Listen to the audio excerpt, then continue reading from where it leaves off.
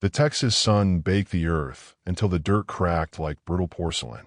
Out beyond the Whitfield ranch, cicadas sang in the mesquite trees, their buzzing drowned only by the roar of the swollen Brazos River. Weeks of storms had turned the normally lazy current into a violent, brown torrent, snapping branches and dragging whole logs downstream like toys. Ezekiel Zeke Turner parked his dusty Chevy truck on the shoulder of the bridge, his toolbox rattling in the back. He wiped the sweat from his brow with a grease-stained rag, thinking only of the air conditioner waiting at his mother's house. He was tired, sore from a day of crawling under carburetors at the shop. Then he heard it, a scream, high, piercing, carried over the roar of the river. Zeke's head snapped up. On the far bank, a crowd was forming, men, women, even a few teenagers.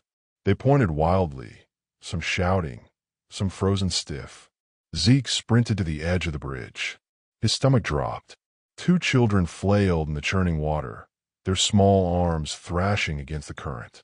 A boy, maybe 10, fighting to keep his head above water.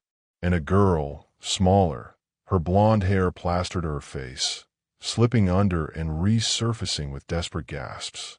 The Whitfield kids. Zeke didn't think. He tossed his wallet, keys, and boots onto the bridge and vaulted over the railing. The crowd gasped as his body knifed into the torrent. The river was a monster, slamming into him, spinning him like driftwood. His lungs screamed as muddy water forced its way into his nose and throat. He fought upward, breaking the surface with a ragged gasp.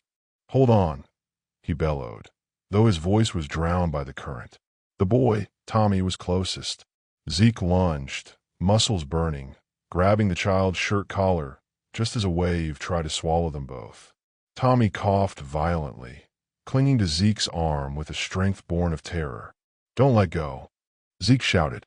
Sarah was farther downstream, spinning helplessly. Her small hands slapped the water before disappearing beneath it. Panic surged through Zeke's chest.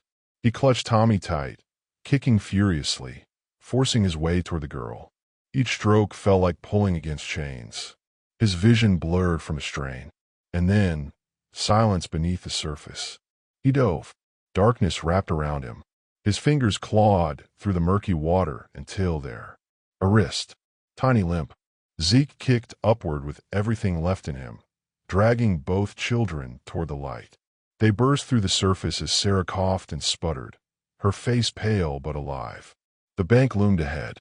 Dozens of people reached out, shouting encouragement, but none daring to enter the river themselves. Zeke's arms shook violently, his chest burning as if fire lived inside his ribs. "Help us!" he roared, forcing his legs to churn. Hands reached down, pulling Tommy and Sarah onto the mud. Zeke collapsed beside them, spitting water, chest heaving. For a long moment, he lay there in the dirt, staring at the sky as the world spun. The children sobbed, clinging to him, refusing to let go. The crowd erupted. Some cheered. Others just stared, wide-eyed, as if unsure how to process what they had seen. A black man leaping into certain death to save two white children.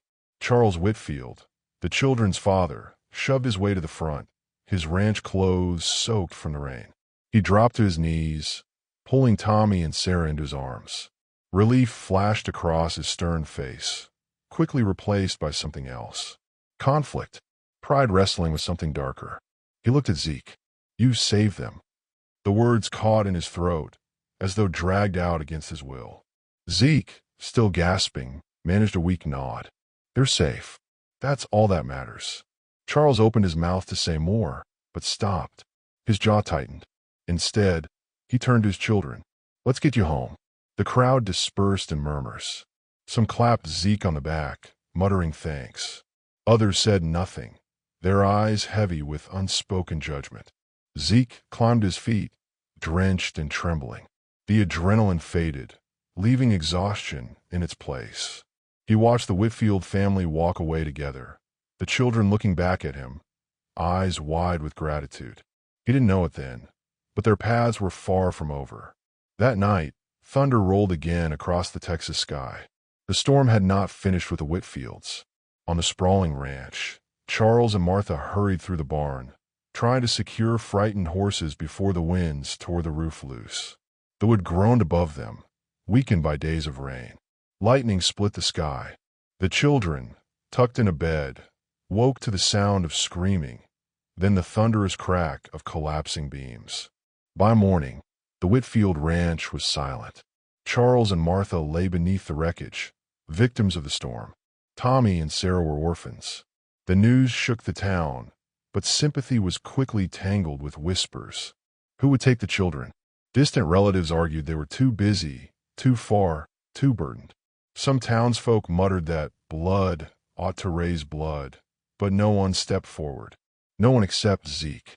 When he appeared at the courthouse days later, papers in hand, the clerk blinked in disbelief. "You're petitioning to foster the Whitfield kids." Zeke nodded firmly. "They need someone. They deserve someone. I won't see them lost in the system." The whispers grew louder. "A black man, raising white kids? That ain't right. He only wants the ranch money. What'll people say?" But Tommy and Sarah had already answered the question. When asked by social workers where they wanted to live, both children clung to Zeke and cried. With him. With the man who saved us. It wasn't easy. The hearings dragged on, objections flying from distant Whitfield kin who didn't want the burden but couldn't stomach the thought of scandal. Yet time and again, the children's voices cut through the noise. Sarah, her small hand gripping Zeke's, told the judge, "He saved us once. He'll save us again." The gavel struck. Against all odds, Ezekiel Turner became their legal guardian. The first night in Zeke's modest house, the children slept curled on the couch, too frightened to be alone. Zeke sat in a chair nearby, watching over them until dawn, his heart torn between grief for what they'd lost and awe at what he'd been given. He wasn't their blood. He wasn't what the town expected. But when Tommy stirred awake and whispered, "Good night, Dad," Zeke felt something he hadn't known in years. Purpose. And though the storm outside had passed, the storm within the town was only beginning. Because in Texas, in that time, a black man raising two white children was more than unusual. It was a challenge that many weren't ready to accept. And somewhere deep down, Zeke knew the river may have spared them once, but darker currents still waited ahead. 15 years passed in the small Texas town, but time had done little to heal its divisions. The dirt roads were now paved, the neon diner signs brighter, and the oil money still flowed, but behind closed doors, whispers never ceased. And in the middle of it all was Ezekiel Zeke Turner and the children who no longer bore the Whitfield name, but carried his. The modest house Zeke once shared with his mother had become a warm home. On the mantel above the fireplace sat photographs that told their story. Zeke teaching Tommy to change a tire in the auto shop. Sarah holding up a school essay with A+ scrawled in red. Birthdays with mismatched cakes. Christmas mornings with secondhand presents wrapped with care. To outsiders, they were a family bound by something deeper than blood. To the town, they were a provocation, a daily reminder that the lines of race and kinship had been crossed in ways most couldn't understand. Tommy, now in his early 20s, tall and broad like Zeke, had left for law school in Houston, but visited often. Sarah, fiercely independent, was studying journalism at UT Austin. Every return home meant stepping back into the fishbowl of their town's gaze. On a sweltering evening, Zeke closed up the auto shop. He flipped the sign to closed and wiped the oil from his hands. Outside, Deputy Hank Miller leaned against his cruiser, arms crossed, a sneer on his lips. "You're working late, Turner," Hank drawled. "Funny how you're always around when trouble's near." Zeke's jaw tightened. He'd learned long ago not to rise to Hank's bait. "I fix cars, Deputy. That's all." Hank smirked. "You took in those Whitfield kids like you were some savior. Don't think folks forget where you came from. You don't belong in their story." Zeke didn't answer, but when he walked away, he felt Hank's eyes burning into his back. That was the thing about small towns. Grudges didn't die. They just sat, coiled like rattlesnakes, waiting for the right moment to strike. The moment came one Friday night. The town's wealthiest oil executive, Vernon Harlow, had spent the evening drinking at O'Malley's bar. Loud, brash, always quick with a cruel joke. Vernon had made enemies, but his money made him untouchable. Until that night. Near midnight, a shout echoed in the alley behind a bar. A figure fled into the shadows. Moments later, Vernon Harlow was found sprawled on the ground, his skull fractured, blood pooling on the gravel. Witnesses stammered. They hadn't seen clearly. Just a man, tall, broad-shouldered, dark-skinned, disappearing into the night. By dawn, the sheriff's deputies had their suspect, Zeke Turner. The sound of sirens shattered the quiet morning as police cruisers pulled up to Zeke's home. Neighbors peeked through curtains as Hank Miller stormed up the porch steps. Zeke Turner. Hank barked. You're under arrest for the murder of Vernon Harlow. Sarah, who had come home for the weekend, stood frozen on the porch. What? That's insane. He was home last night. I was with him. Step aside, miss, Hank said, shoving past her. Zeke raised his hands calmly, but his voice carried steel. You got no proof. We got witnesses, Hank snapped. Plenty of them. They cuffed him in front of Sarah, dragging him to the cruiser. As the car pulled away, Sarah collapsed to her knees, tears streaking her face. By the time Tommy arrived from Houston, the town was already buzzing. They finally got him. Always knew he'd snap. Those kids never should have been with him. Visiting hours at the county jail were a cold, sterile ritual. Tommy sat across from his father, separated by glass. This is insane, Tommy said, his fists clenched. They don't have a case. I'll talk to your lawyer. We'll fight this. Zeke shook his head. Son, listen to me. This isn't about evidence. This town's been waiting 15 years for a reason to put me in chains. Vernon's death gave them one. Sarah, seated beside Tommy, wiped her eyes. We won't let them. You're our father. They can't erase that. Zeke's eyes softened. That's what they've wanted from the start. To say I don't belong in your lives. This trial isn't just about me. It's about us, about who we are. Tommy met his gaze, fire in his eyes. Then we'll show them. We'll tell them everything. The river, the adoption, all of it. They'll have to see the truth. Zeke smiled faintly. Truth don't always matter in court, son. But your voices, they might. As the trial approached, the town split in two. At the diner, whispers flew. Those Whitfield kids are brainwashed. He took them in to cover his tracks. At the barber shop, they'll never convict him. The jury's soft these days. At church, he's a good man. Save those children. Raise them better than anyone else could have. Posters with Zeke's face plastered the town square. Murderer or martyr. For Tommy and Sarah, the attacks cut deepest. At the grocery store, an old rancher sneered. Your daddy's where he belongs. At the gas station, a woman muttered. Blood tells the truth. And he ain't your blood. Sarah wanted to scream. Tommy wanted to fight. But both knew their father's words. The trial isn't just about me. It's about us. The defense attorney, a weary man named David Ellis, spread files across his cluttered office. They've got 3 witnesses who claim they saw a tall black man running from the alley. Ellis explained. That's flimsy, but in this town, it's enough. Tommy leaned forward. We'll testify. We'll tell the jury who he is. Ellis sighed. Character testimony helps, but this case is bigger than that. It's prejudice wrapped in law. They want a villain, and your father fits their picture. Sarah's voice trembled. Then we'll break the picture. On the night before the trial, Tommy sat alone in his childhood room.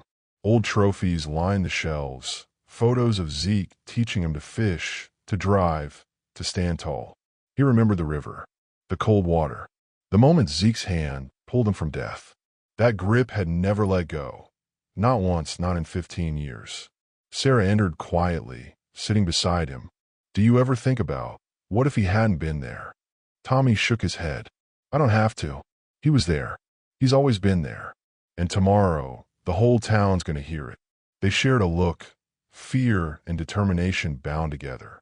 Because they both knew, Act 3 would decide not only their father's fate, but their family's very existence. And outside, the courthouse loomed like a gallows waiting for dawn. The courthouse in Brazos County had stood since the 1800s, a hulking stone relic with tall windows and echoing halls.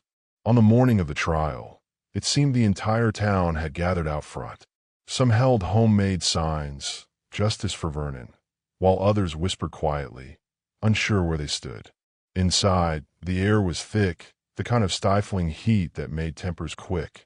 Reporters packed the benches, cameras flashing as Zeke, Turner was led in, shackled, wearing a plain gray suit borrowed from his lawyer. The whispers cut like knives. That's the man who raised the Whitfield kids. Raised? Stole, more like. Murderer. They ought to hang him. Zeke kept his chin high, but his eyes searched the gallery until they found Tommy and Sarah. They sat in the front row, their faces pale but resolute. He gave them a small nod, a silent promise. I'll hold steady. You do the same. The prosecutor, Franklin Dyer, was a slick man with a polished southern drawl that could charm rattlesnakes. He stepped before the jury like an actor on stage. Ladies and gentlemen, he began, his voice rising with righteous indignation. This case is about justice. Vernon Harlow was a hard-working man, a pillar of this community, struck down in his prime by violence. Witnesses saw a tall, dark figure fleeing the scene. Ezekiel Turner matches that description. He's a man with a temper, a man who doesn't belong in this town story. Tonight, we restore order. Tonight, we hold him accountable. Murmurs rippled through the gallery. Dyer let the words hang like smoke. Defense attorney David Ellis rose slowly. His suit was rumpled, his voice unpolished, but there was a quiet conviction in his tone. This case, Ellis said, is about more than a man accused. It's about the truth. And the truth is this. The evidence is thin, the witnesses uncertain, and prejudice thicker than molasses in this courtroom. My client is not a killer. He is a father, a rescuer, a man whose only crime is daring to raise 2 children across lines this town draws too tightly. He gestured to Tommy and Sarah. Before this trial is over, you'll hear from those children, grown now, who owe their lives to the man sitting right there. And when you do, I believe you'll see the truth. One by one, the prosecution paraded witnesses. A bartender. I saw a big fellow leave after Vernon. Tall. Could have been him. A drunk at the bar. Saw someone running. Dark skin, I think. Deputy Hank Miller. I've had trouble with Turner before. He's hot-headed. Always where he shouldn't be. Ellis cross-examined fiercely. Could you clearly identify the man in the dark alley? Well, not clearly. You think you saw dark skin, but you've been drinking, correct? Yes. Still, the seed of suspicion was planted. The jury shifted uneasily. Ellis brought forward Zeke's alibi. He had been in his garage fixing a neighbor's truck. But the neighbor, nervous under scrutiny, fumbled his words. The prosecutor pounced, painting doubt. It wasn't enough. The defense was floundering. Ellis turned to his final card, Tommy and Sarah. The courtroom fell silent as Sarah took the stand. Now in her early 20s, her hair tied back, her eyes shone with steel. Please state your relation to the defendant, Ellis said. Sarah looked directly at the jury. He's my father. The room buzzed. Dyer objected. He's not her biological father. Ellis smiled thinly. Blood doesn't raise a child. Care does. The judge allowed her to continue. Sarah took a breath. When I was 7, I fell into the Brazos River. The water was going to take me. My brother too. And Ezekiel Turner, the man you're calling a murderer, dove in. He risked his life and saved ours. He pulled us from death when no one else moved. Her voice trembled, but grew stronger. Our parents died that same night. And when no one in this town stepped forward, he did. He didn't just save us once. He gave us a home. He raised us with love, with discipline, with honor. He taught me to write, to question the world, to believe in truth. Tears glistened in her eyes. If you call him a killer, you erase everything I know to be true about him. He's the reason I'm alive. He's the reason I am who I am. The jury sat stunned. Even the judge's stern gaze softened. Then Tommy took the stand. Tommy's broad shoulders filled the witness chair. He looked at the prosecutor, then at the jury, his voice low but unwavering. You want to know who Ezekiel Turner is? He's the man who taught me what it means to be a man. He didn't see 2 white kids when he dove in that river. He saw children who needed saving. And when this town was ready to scatter us to the wind, he gave us a family. He leaned forward, eyes burning into the jurors. The prosecution wants you to believe he belongs in chains. But if you convict him, you're not just condemning an innocent man. You're condemning the father who gave us life twice. Once from the river, once from the wreckage of losing our parents. Without him, we are nothing. And without him, this town loses what little humanity it has left. The silence was deafening. Some jurors blinked back tears. Others shifted, uncomfortable under the weight of his words. The prosecutor tried to recover. Touching speeches, Dyer sneered, but emotion isn't evidence. A man is dead. Ellis rose for closing arguments. He walked slowly before the jury, his voice quiet but cutting. You heard the testimony. You saw the children he raised. The witnesses against him were uncertain, clouded by drink and prejudice. This isn't about facts. This is about fear. And if fear convicts an innocent man, then none of us are safe. He paused, letting the words sink in. The current of that river carried 2 children to the edge of death. And one man, Ezekiel Turner, fought the current. He saved them. Today, the current of prejudice tries to drag him under. But you, the jury, hold the power to pull him to shore. He pointed to Zeke. Not guilty, because truth is stronger than fear. Hours passed in the jury room. The town held its breath. Finally, the jurors filed back in. The foreman's voice was steady, but the room seemed to quake. On the charge of murder, we find the defendant. Time slowed. Sarah gripped Tommy's hand. Zeke stared at the floor. Not guilty. The words echoed like thunder. Gasps, shouts, even sobs filled the courtroom. Sarah leapt to her feet, tears streaming. Tommy pounded the table in relief. Zeke closed his eyes, a single tear tracing his cheek as he whispered, "Thank you." Deputy Hank Miller stormed out, his face twisted in rage. The prosecutor sat frozen, defeated. But the jury had spoken. The shackles came off. Zeke stood, and for the first time in months, he was free. Tommy and Sarah threw their arms around him, holding tight. Reporters swarmed, cameras flashing, voices shouting questions. But all that mattered was family. As they walked out into the Texas sun, hand in hand, the crowd parted. Some jeered, others clapped. But one thing was certain. The story of Ezekiel Turner would never be forgotten. Because in a town drowning in prejudice, love had broken the surface. The Texas sun beat down on the courthouse steps, turning the stone pale and hot. The verdict still echoed in the minds of everyone present. Not guilty. For some, it was vindication. For others, a bitter pill. But for Zeke Turner, standing on those steps flanked by Tommy and Sarah, it was freedom. The 3 embraced tightly, ignoring the camera flashes and the reporters shouting questions. Sarah buried her face in her father's chest, trembling with relief. Tommy's arm wrapped around both of them like a shield. "Let's go home," Zeke whispered. News of the verdict spread like wildfire. In diners and barber shops, on porches and church pews, opinions clashed. At O'Malley's bar, men slammed glasses on the counter. Travesty. One spat. "You know damn well he did it." Another shrugged. "All I know is them kids believe him. And they ain't never lied before." At the church, the pastor preached forgiveness on Sunday. Let us not be carried by the current of hatred, but lifted by the tide of love. Some nodded. Others folded their arms. Deputy Hank Miller sat alone in his cruiser that night, staring at the courthouse, his face twisted with bitterness. Justice hadn't gone his way, and he wasn't ready to let go. The first morning back, Zeke unlocked the door to Turner's auto shop. The familiar smell of oil and rubber filled his lungs. For a moment, he just stood in the doorway, taking it all in. He had wondered if he'd ever see this place again as a free man. Sarah had painted a mural on the shop side wall while he was in jail, a river scene, with a man pulling 2 children from the water. Beneath it, in bold letters, "Strength is love." Neighbors began stopping by. Some offered handshakes, others awkward nods. Mrs. Alvarez from across the street hugged him fiercely. "You raised them good," she said.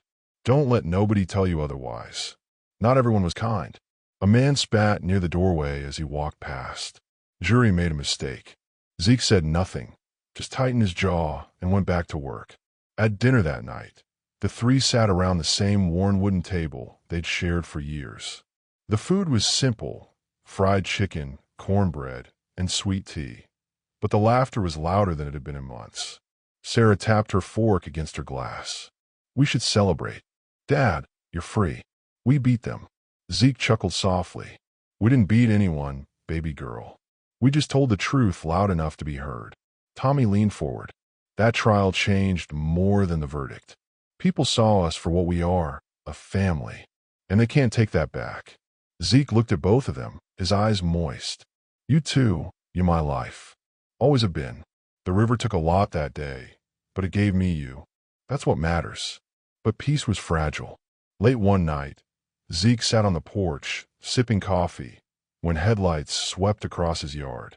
A pickup truck slowed, lingered, then roared off into the night. On the fence post the next morning was a note scrawled in red paint. "You don't belong." Tommy found it first, his fist tightening. "Cowards." Sarah ripped it down, her hands trembling. "They can't scare us. Not anymore." Zeke folded the note calmly and tossed it into the trash. "Hates a river too," he said. "It'll keep running. But we choose whether to wade in or stay on solid ground." Months passed. Life settled. Tommy finished law school, inspired by the fight for his father's freedom. Sarah wrote a fiery article for the Austin paper, titled "The Man Who Saved Us Twice," which spread far beyond their small town. In the piece, she wrote, "Ezekiel Turner is not my biological father. He is something greater. He saved my brother and me from drowning when we were children, and then he saved us from a system that would have torn us apart. Love, not blood, is what defines family, and love is what saved us all."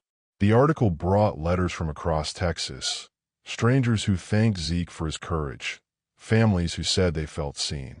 The mural at the auto shop became a landmark. Travelers passing through town stopped to take pictures, to hear the story.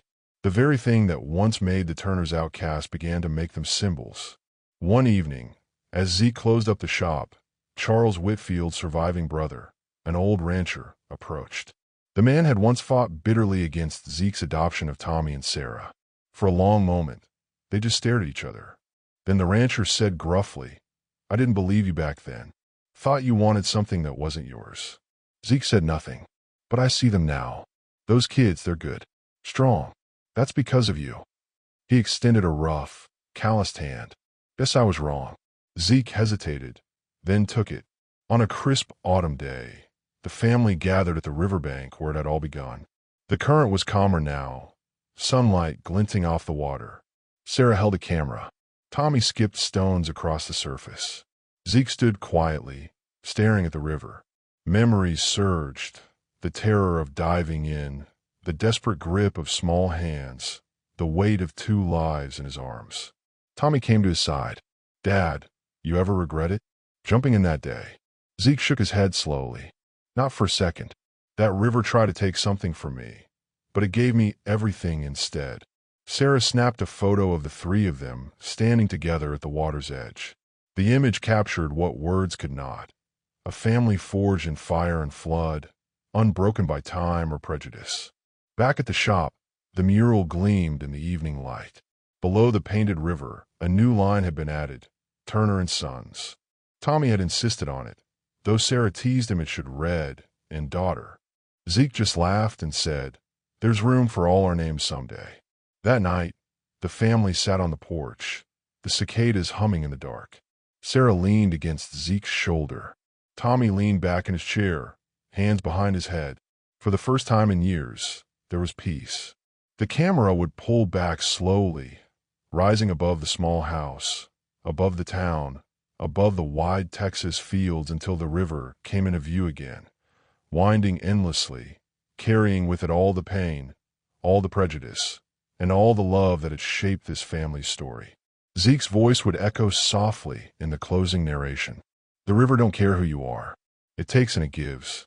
But if you're lucky, if you're strong, sometimes it carries you right where you're meant to be.